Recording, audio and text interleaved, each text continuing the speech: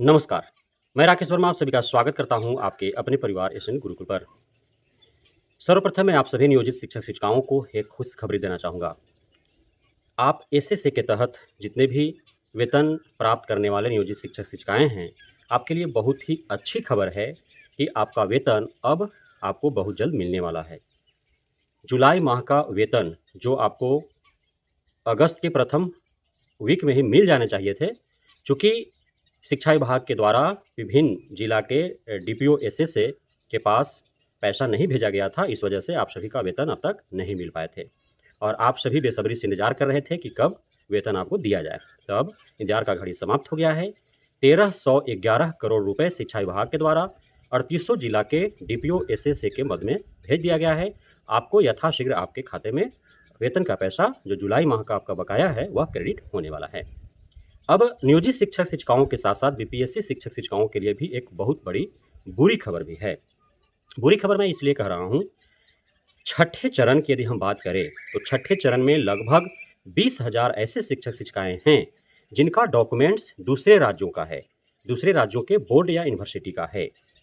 अब चूँकि कोई एक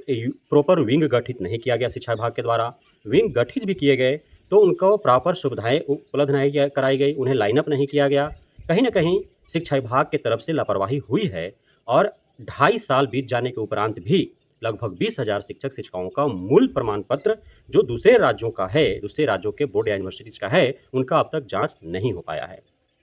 अब उन 20,000 नियोजित शिक्षक-शिक्षिकाओं में से कितने फर्जी हैं, कितने अयोग्य हैं, कितने सही हैं, अब तक उसकी जाँच नहीं हो पाई है, जबकि पिछले 2.5 वर्षों से वे यूँ ही वेतन उठा रहे हैं। और यदि नियम की हम बात करें तो शिक्षा विभाग का नियम है कि जब तक शिक्षा विभाग के तहत नियुक्त, चाहे वो शिक्षक हो या शिक्षणेतर कर्मी हो या कोई अधिकारी पदाधिकारी हो, जब तक उसका प्रॉपरली सारे डॉक्यूमेंट्स का जाँच नहीं हो जाता है, तब तक उसको वेतन नहीं देना है। लेकिन एक नैतिकता, मानवता और व्यावहारिकता के आधार पर शिक्षा विभाग बारंबार डॉक्यूमेंट्स जाँच नहीं होने के उपरांत भी छठे चरण से बहाल लगभग 20,000 शिक्षक-शिक्षिकाओं का वेतन प्रत्येक 6 माह पर उसको देने की अनुशंसा कर रही है। जून माह तक के वेतन देने की अनुशंसा थी पूर्व में, लेकिन पुनः शिक्षा विभाग ने अनुशंसा की कि आप 31 दिसंबर 2024 तक डेडलाइन एक जारी कर दिया गया कि उस तिथि तक हर हाल में सभी 20,000 या उस जो भी 20,000 या आसपास के शिक्षक-शिक्षिकाएँ हैं, जिनका अब तक डॉक्यूमेंट्स वेरिफिकेशन नहीं हो पाया है विभिन्न बोर्ड और यूनिवर्सिटी के माध्यम से, तो उनका डॉक्यूमेंट्स जाँच कर लिया जाए और तब तक के लिए सभी शिक्षक-शिक्षिकाएँ जो कार्यरत हैं, उन सभी को वेतन दिया जाए। तो उसके बाद से 1311 करोड़ रुपए शिक्षा विभाग के द्वारा दिए गए डीपीओ एसएस के मद में और डीपीओ एसएसए के द्वारा एसएसए के तहत जो भी हैं और जो भी एसएसए के अधीन हैं, उसके द्वारा जो वेतन पाते हैं, उन सभी को वेतन अब जो है बेहद 1-2 दिनों में उनके खाते में क्रेडिट हो जाएँगी। तो सवाल यह उत्पन्न होता है कि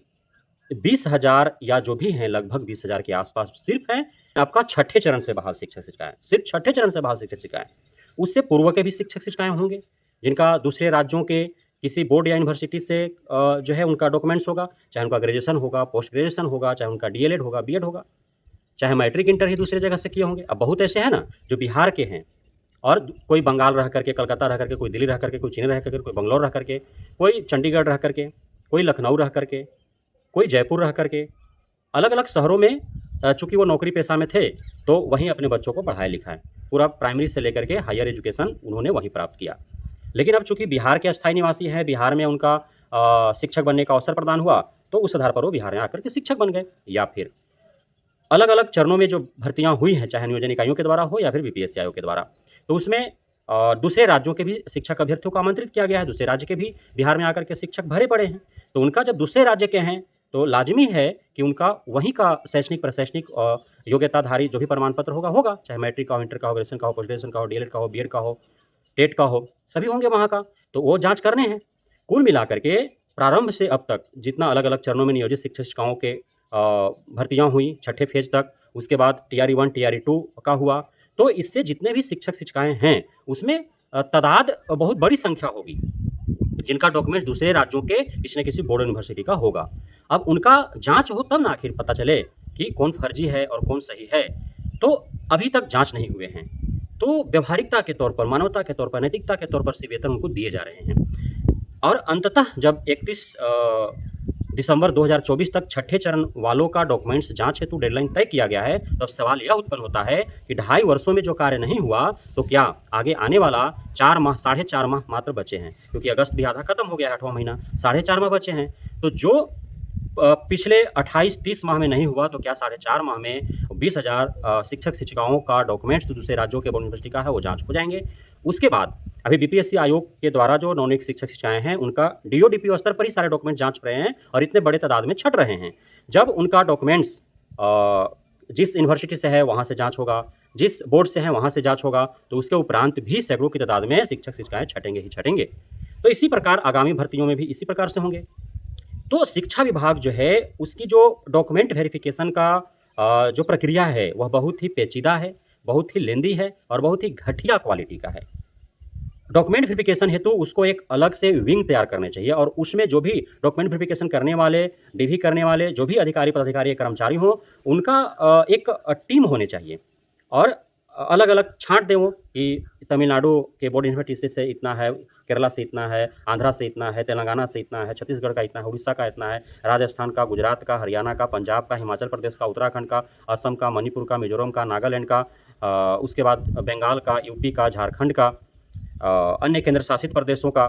तो अलग-अलग टीम तैयार कर लें और उस अनुरूप सभी को अप्रोच करें कि कहाँ-कहाँ से किसका है और जो भी तकनीक अपनाना पड़े तो वो अपना करके यथाशीघ्र उनकी जांच कर लिया जाए। लेकिन उसके लिए कोई प्रॉपर विंग नहीं है, कोई टीम नहीं है, सब डीओ डीपीओ के ही जिम्मे है, जांच करो जैसे करना है, शिक्षा विभाग कोई जिम्मेदारी अपना नहीं रही है और वो खुद गलती कर रही है। लेकिन उस गलती का परिणाम या सजा कौन भुगत रहा है?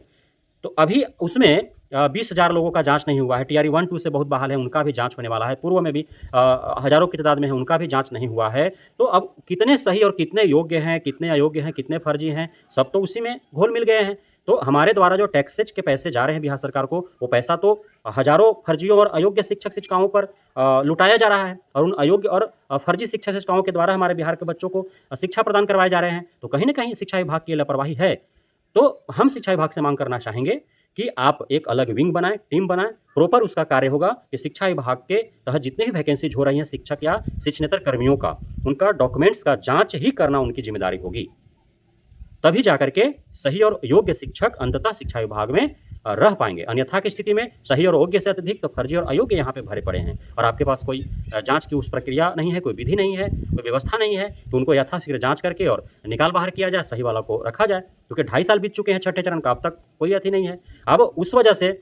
यदि डॉक्यूमेंट वेरिफिकेशन ही नहीं हो पा रहे हैं तो उनका पे फिक्सेशन नहीं हो पा रहा है, उनको पदोन्नति का लाभ नहीं मिल पाएगा, उनका आपका जो प्रत्येक वर्ष इंक्रीमेंट होता है उसका उनका लाभ नहीं मिल पाएगा। बीपीएससी शिक्षकों का भी यही होगा, उनका परीक्षा अवधि तो समाप्त हो जाएंगे, लेकिन उसके उपरांत पे फिक्सेशन में उनका भी लफड़ा होगा। जिनका डॉक्यूमेंट वेरिफिकेशन फाइनली नहीं हो पाएगा बोर्ड यूनिवर्सिटी के, तो उनका भी तो छठे चरण की भांति इनका भी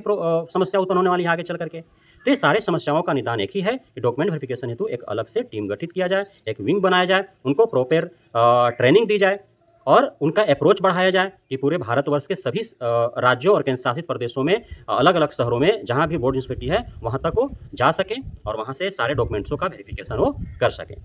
बहुत-बहुत धन्यवाद आप सभी साथियों का हमारे साथ जुड़े रहने के लिए, बने रहने के लिए, इतना प्यार देने के लिए, भरोसा बनाए रखने के लिए।